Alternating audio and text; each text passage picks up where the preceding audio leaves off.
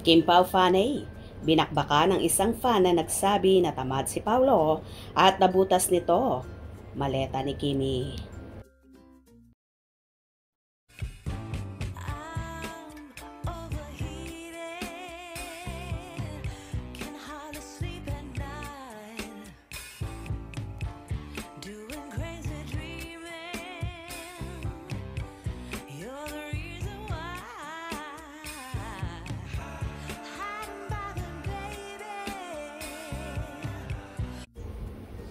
Sa halip na maimbierna ang maraming Kim Paulandia sa kumalat na poto sa ex ni Kimcho at Paolo Avellino sa airport, patungong Cebu para sa shooting o taping ng kanilang serye na The Alibay. Pinagtawanan na lang nila ito. Na-highlight kasi sa larawan na magkatabi ang dalawa para sa photo op at naka-love sign pa si Kim. Mapapansin ang tuklap na bahagi ng hand carry luggage ng actress. Produkto kasi ng AI ang photo na nilagyan ng butas ang bahaging itaas ng maleta ni Kim.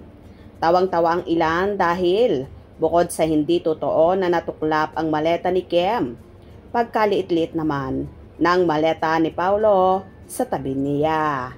Pero may isang netizen ang binakbaka ng mga Kim Pao Soli dahil sinabihan itong tamad si Paulo at ipinatong ang maleta nito kay Kim kaya nasira ito.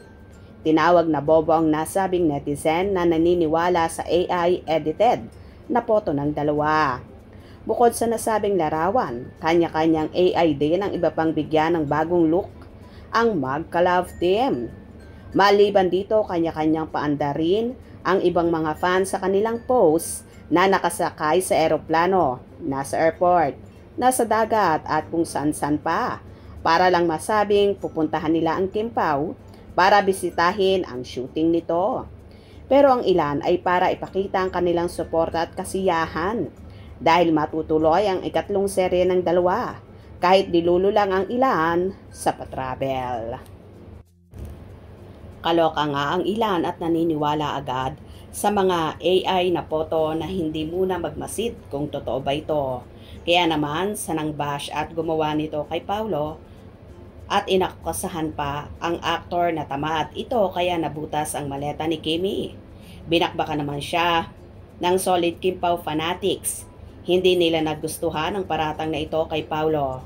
Si Paulo pang sasabihan ng ganon samantalang super ingat nito sa gamit lalong higit kapag gamit na ng kanyang prinsesa ang daladala niya. Kaya sa mga tao dyan, huwag basta-basta maniniwala sa mga naglalabasan ngayon at suriing maigi kung totoo ba o hindi ang mga nakikita nila. Gets nyo ba? Hope you enjoy. Please subscribe for more info.